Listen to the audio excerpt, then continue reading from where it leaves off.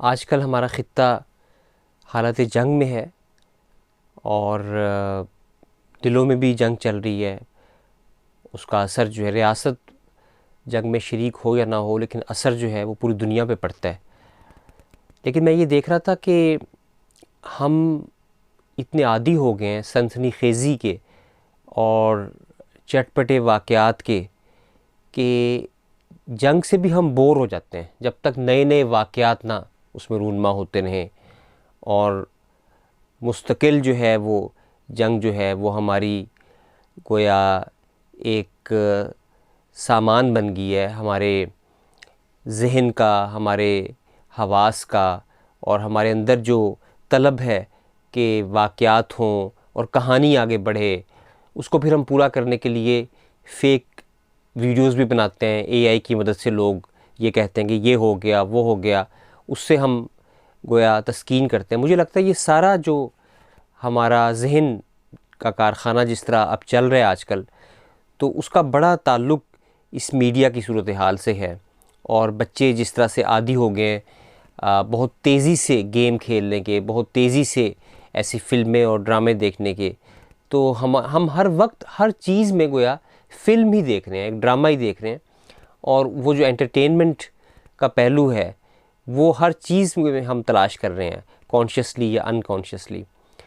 और एक सादा ज़िंदगी, एक सीधी ज़िंदगी गुजारने के शायद हम आहिस्ता आहिस्ता अब काबिल नहीं रहे, जिसमें वाक़यात आहिस्ता आहिस्ता हों।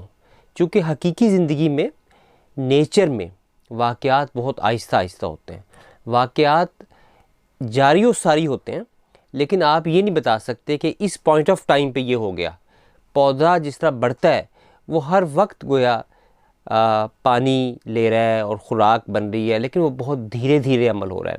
बच्चे की जो ग्रोथ हो रही है, पूरी फितरत का ज़मीन की जो गर्दिश है वो अपने एक रफ्तार पे है, अपनी एक तबा पे है, और वो गैर महसूस तरीके से गोया वो सारा अमल जो है चल रहा है।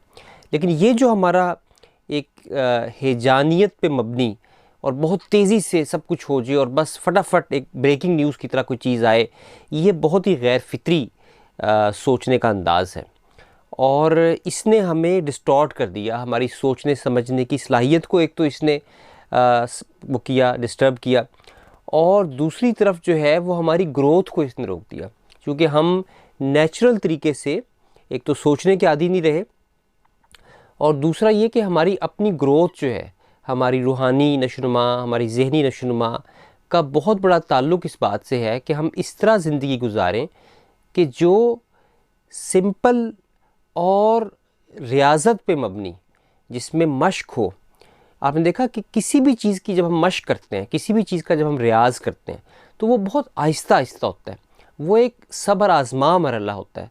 जब हम कैलीग्राफ़ी के लिए को मश्क करते हैं तो वो उसमें वाक़यात तेज़ी से रूनमा नहीं होंगे, वो बहुत आहिस्ता आहिस्ता हम इम्प्रूव करते चले जाएंगे। जब हम कोई बंदा जो है वो बांसुरी बजाना सीखेगा तो उस वक्त भी वो बहुत आहिस्ता, कोई भी जो फ़न है, कोई भी जो आर्ट है, उसमें जो एक्सीलेंस आएगी वो इसी तरह आएगी। और इसी तरह ज़बानें सीखने का जो अमल है वो भी हमें यही चीज़ बताता है कि आहिस्ता आहिस्ता उस चीज़ को पे एक्सीलेंस हासिल की जाए। तो हमारे बच्चों और हमारी जो इल्मी दुनिया है और जो लोग रोज़मर्रा ज़िंदगी में हैं, उन सब पे इस नफ्सियात का बड़ा गहरा असर पड़ा है।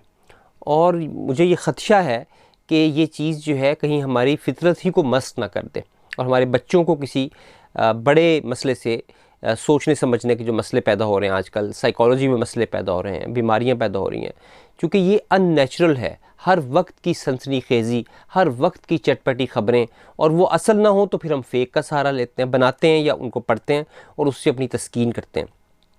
तो मैं इस मसले की तरफ तवज्जो करवाना चाह रहा हूँ, हम वालिदैन की भी, बच्चों की भी, बड़ों की भी, कि हम कोई ना कोई ज़िंदगी में एक ऐसा हुनर सीखें कि जहाँ हम एंकर हों और वो बिल्कुल यानी सिंपल तरीके से वो उसके अंदर हम फिर ग्रोथ करें अपनी। मुझे याद आया कि एक बहुत बड़े अल्लाह के वली थे, शेख ग़ुलाम अली देहलवी रहमतुल्लाह अलैह, जो मिर्ज़ा मज़हर जाने जाना के गोया शागिर्द हैं, और उनसे उन्होंने इक्तसाब फ़ैज़ किया। तो उनके पास कोई ख़ानका में कोई बंदा आया तो उन्होंने एक जुमला कहा कि यहाँ तो बेनमक पत्थर चाटने का मजमून है। बेनमक पत्थर चाटना यानी जिसमें कोई सनसनीखेज़ी नहीं है, कोई चटपटा, कोई ऐसा टेस्ट नहीं है। आपको बड़े लंबे अरसे तक बेनमक के काम करना पड़ेगा, बेनमक का खाना पड़ेगा।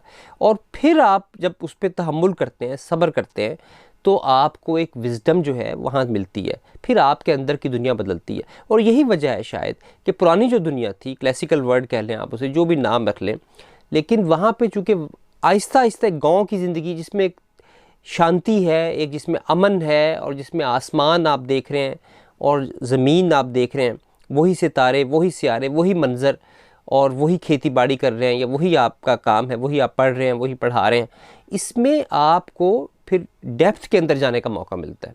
और जहाँ अगर आप देखें कि पौधा जो है उसकी ज़िंदगी में क्या वाक़यात होते हैं, वो बस एक प्लांटेड है, वो अपनी ज़मीन में उगा हुआ है।